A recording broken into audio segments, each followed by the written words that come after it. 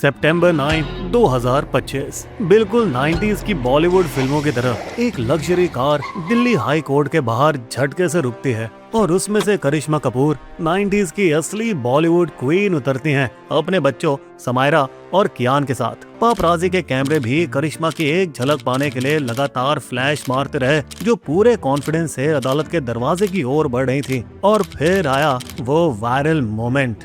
मेरे बच्चों का हक मैं लेकर रहूंगी। दोस्तों, ये सुन के ये सवाल नहीं उठता कि करिश्मा अपने एक्स हस्बैंड संजय कपूर की चौंकाने वाली मौत के 3 महीने बाद क्यों लौटकर इस हक के बारे में बात कर रही हैं। दोस्तों, बता दें 53 साल के संजय कपूर थे सोना कॉमस्टार के चेयरमैन, जो भारत की top auto parts manufacturing company है, जिसका कारोबार इंडिया, चाइना, सर्बिया, मैक्सिको और यूएस तक फैला था। 2025 तक कंपनी का सालाना रेवेन्यू 3,232 करोड़ था और उनका प्रॉफिट था 580 crore. Cut to 12 June 2025, Windsor UK. Sanjay Kapoor अपना फेवरेट स्पोर्ट्स पोलो खेल रहे थे, तभी अचानक कहीं से एक मक्खी उनके मुंह में घुस जाती है और उनके गले में डंक मार देती है। इससे उनका दम घुट जाता है और वे वहीं गिर पड़ते हैं और उन्हें जबरदस्त हार्ट अटैक आ जाता है। एक अजीबोगरीब हादसा जिसने एक फिट, यंग और सक्सेसफुल इंडस्ट्रियलिस्ट की जिंदगी छीन ली। इसके बाद शुरू हुई 30,000 करोड़ की जायदाद पर जंग उनकी मौजूदा बीवी, एक्स वाइफ और मां के बीच। दोस्तों, बता दें दरअसल संजय की पर्सनल लाइफ भी फिल्मों जैसी थी। पहली शादी डिजाइनर नंदिता महातानी से, जो कि 1996 से 2000 बस 4 साल चली। उसी दौरान 2002 में करिश्मा की सगाई अभिषेक बच्चन से हो चुकी थी, पर ऐसा माना जाता है कि कपूर और बच्चन फैमिली के झगड़े ने उनका ये रिश्ता तोड़ दिया। इसके बाद करिश्मा की मुलाकात संजय से हुई मुंबई के हाई प्रोफाइल इवेंट में और दोनों को प्यार हो गया। मगर अब ये प्यार करिश्मा के परिवार को पसंद नहीं था। मैं शादी के एकदम खिलाफ हूँ बेटा। संजय एक प्लेबॉय है, शादी के लायक नहीं है। नहीं पापा, इस बार मैं अपनी मर्जी से शादी करूंगी। पिता की नामंजूरी के बावजूद भी उनकी शादी हुई एक ग्रैंड स्टाइल में, राज कपूर के बनाए हुए घर कृष्णा राज बंगले में। दोनों के बीच सब कुछ अच्छा चल रहा था। उनके 2 बच्चे भी हो गए, समायरा जिनका जन्म 2005 में हुआ, फिर कियान जिनका जन्म 2011 में हुआ। लेकिन ये अच्छा वक्त ज्यादा दिन तक नहीं चला और फिर इन दोनों के रिश्तों में दरारें आने लगी। दरारें जो तलाक के केस में एक दूसरे के खिलाफ आरोपों में बदल गईं। मुझ पर शारीरिक और मानसिक अत्याचार हुआ। हनीमून के दौरान संजय ने मुझे अपने दोस्तों के साथ सोने को मजबूर किया। मैं तो सिर्फ तुम्हारे लिए कंधा था, तुम्हें तो सिर्फ मेरे पैसों से शादी करनी थी ना। और आखिरकार 2016 में दोनों ने कानूनी समझौता किया और एक दूसरे को तलाक दे दिया। सेटलमेंट में करिश्मा को खार में घर मिला, साथ ही बच्चों की कस्टडी, जिन्हें 14 करोड़ के बॉन्ड्स का इन्वेस्टमेंट मिला, जिससे उन्हें हर महीने 10 लाख ब्याज आता है। वैसे मूव ऑन करने में संजय को ज्यादा टाइम नहीं लगा दोस्तों, और 2017 में उन्होंने फिर शादी कर ली प्रिया सचदेव से, जो एक खूबसूरत मॉडल टर्न एंटरप्रेन्योर थे। अब 2018 के दिसंबर में उनका बेटा अजारियास पैदा हुआ और प्रिया की पिछली शादी से भी उनको एक बेटी थी। ये सब देखकर ऐसा लग रहा था कि संजय की जिंदगी आखिरकार सेटल हो गई। वैसे दोस्तों, बता दें कि करिश्मा से उनका रिश्ता कितना ही खराब रहा हो, संजय ने बच्चों समायरा और कियान से रिश्ता कभी नहीं तोड़ा। वे उन्हें फैमिली वेकेशन पर ले जाते, उन्होंने उन्हें अपने 50वें बर्थडे पार्टी में भी शामिल किया ताकि बच्चों को अकेला न महसूस हो। बेस्ट स्कूलों में उनकी पढ़ाई के खर्चों से लेकर उनके हर छोटे बड़े खर्चों तक संजय ने सब खुद संभाला। वे 2 परिवार चलाने की कला में उस्ताद बन चुके थे, पर उनकी अचानक मौत ने सब कुछ बदल दिया। मौत के बाद के शोक रिवाज अभी पूरे भी नहीं हुए थे कि उनकी दुखी मां रानी को संजय की अचानक मौत पर शक हुआ और उन्होंने जांच करवाने की मांग की। मैं अब बूढ़ी हो चुकी हूँ, मुझे जाने से पहले सच जानना है। इसके बाद झटका तो 1 महीने बाद लगा, जब उनकी मां को बिजनेस में कुछ गड़बड़ी लगी और उन्होंने बोर्ड को एक धमाकेदार लेटर लिख मारा। कंपनी की बोर्ड मीटिंग से ठीक 1 दिन पहले मुझ पर दबाव डाला गया कि मैं अपने बेटे की संपत्ति से जुड़े दस्तावेजों पर साइन करूं, जब मैं शोक में थी। अब उनकी बेटी और संजय की बहन मंदिरा भी कहाँ पीछे रहने वाली थी। मेरी माँ को एक कमरे में ले जाया गया, दरवाजे बंद कर दिए गए और उनसे जबरन साइन करवाए गए।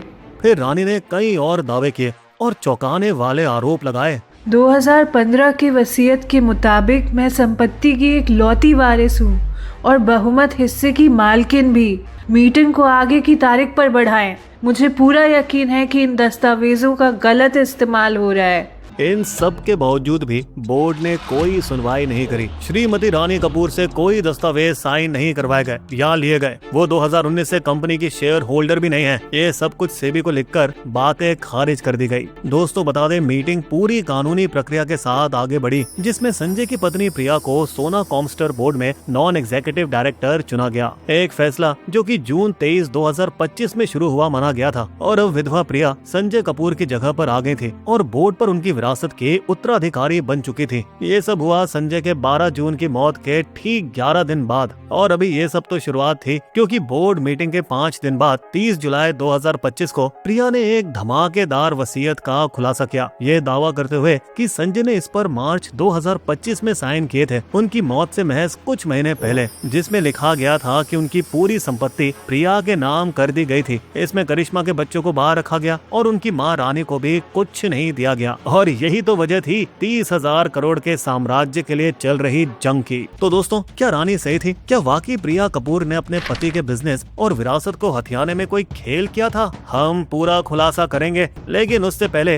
दोस्तों थोड़ा सा लाइक, शेयर और थोड़ा सा सब्सक्राइब करने की भी आदत डालिए। चलिए वापस। तो संजय कपूर की वसीयत का खुलासा कपूर परिवार के लिए धोखे से कम नहीं था। क्यों? क्योंकि विधवा प्रिया कपूर ने पहले तो कथित तौर पर सभी को ये आश्वासन दिया था, कोई वसीयत नहीं है, सभी संपत्ति आर के फैमिली ट्रस्ट के पास थी। और शायद यही आश्वासन था इस भयंकर पारिवारिक विवाद का सबसे बड़ा मुद्दा। अब चलिए विस्तार पूर्वक समझते हैं। दोस्तों, 2015 में संजय के पिता सुरिंदर कपूर की वसीयत थी, जिसमें लिखा था कि रानी कपूर को ऑरियंस इन्वेस्टमेंट में 42% दिए, जो कि सोना कॉमस्टर की पेरेंट कंपनी है। लेकिन फिर 2017 में जब संजय कपूर ने नया आर के फैमिली ट्रस्ट बनाया, तो उन्होंने अपनी माँ का पूरा शेयर उसमें ट्रांसफर कर दिया। और चूंकि वे ट्रस्ट के अकेले मालिक थे, इसलिए उनके पास ऑरियंस इन्वेस्टमेंट का 2/3 कंट्रोल था, यानी सोना कॉमस्टर में 28% की हिस्सेदारी, जिसकी कीमत करीब 8,200 करोड़ थी। हालांकि संजय की अचानक मृत्यु के बाद इस इम्पोर्टेंट ट्रस्ट का पूरा कंट्रोल प्रिया कपूर के पास चला गया, क्योंकि संजय की वसीयत को उनके सभी बच्चों और परिवार की रक्षा जो करनी थी। हालांकि पहले की पत्नियां नंदिता और करिश्मा को इनसे स्पष्ट रूप से बाहर रखा गया। तो दोस्तों, यहाँ एक टर्निंग पॉइंट ये आया कि जब करिश्मा के बच्चों को आखिरकार वसीयत के बारे में पता चला, तो वो न सिर्फ उसमें अपना नाम नहीं पाने पर हैरान हुए, बल्कि उन्होंने ऐसी किसी वसीयत के बारे में पहले कभी सुना भी नहीं था। इसके बाद उनका ये कहना लाजमी था कि वसीयत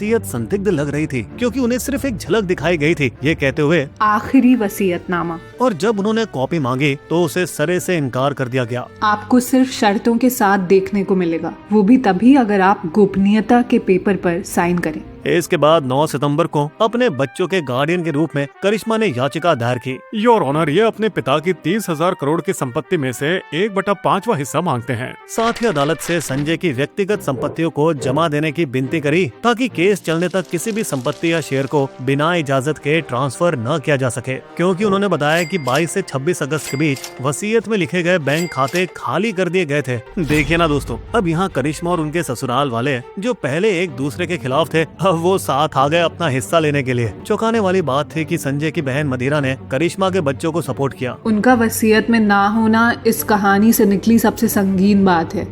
और जब 80 वर्षीय परिवार की मुखिया रानी अदालत की लड़ाई में उतरी, तो उन्होंने प्रिया और कंपनी पर आरोप लगाया कि उनकी सहमति के बिना सोना कॉमस्टार के 500 करोड़ के शेयर सिंगापुर के कंपनी को बेच दिए गए। हालांकि दूसरी ओर विधवा प्रिया भी बराबर जोश के साथ अदालत में डटी हुई थी। करिश्मा के बच्चों को पहले ही फैमिली ट्रस्ट से 1900 करोड़ रुपए मिल चुके हैं, उन्हें और क्या चाहिए।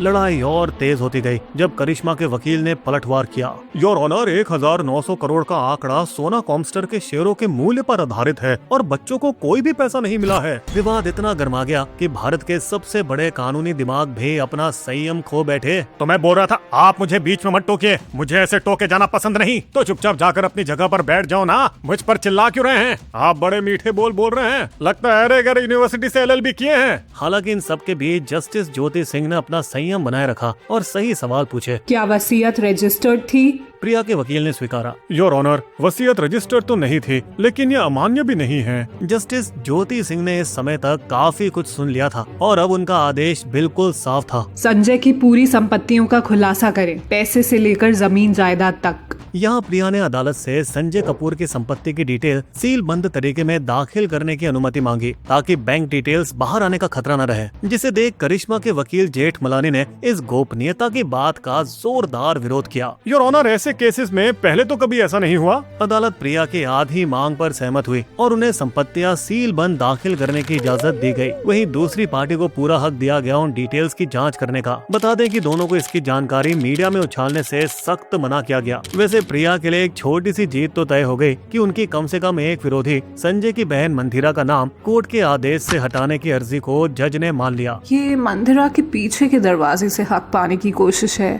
अब दोस्तों, ये मामला लंबे समय तक अदालतों में घसीटता हुआ नजर आ रहा है अगर कोई समझौता नहीं होता तो। वैसे यहाँ कपूर्स रियल एस्टेट दिग्गजों गोदरेज फैमिली से सबक ले सकते हैं, जिन्होंने अदालत के दरवाजे खटखटाए बिना अपने मतभेद सुलझा लिए। वैसे ये लड़ाई इस बात को दिखाती है कि आगे की विरासत की सही प्लानिंग और मालिकाना हक को कंट्रोल से अलग रखना कितना जरूरी है, जैसे जियो और वॉलमार्ट ने किया, जहां करिश्मा ने हाल ही में आरोप लगाया है प्रिया सिंड्रेला जैसी सौतेली माँ है। अदालत में उनके वकील ने आरोप लगाया ये मार्च 17 वाली वसीयत एक जाली दस्तावेज है। संजय तो मार्च 15 से 18 के बीच कियान के साथ छुट्टियों पर थे।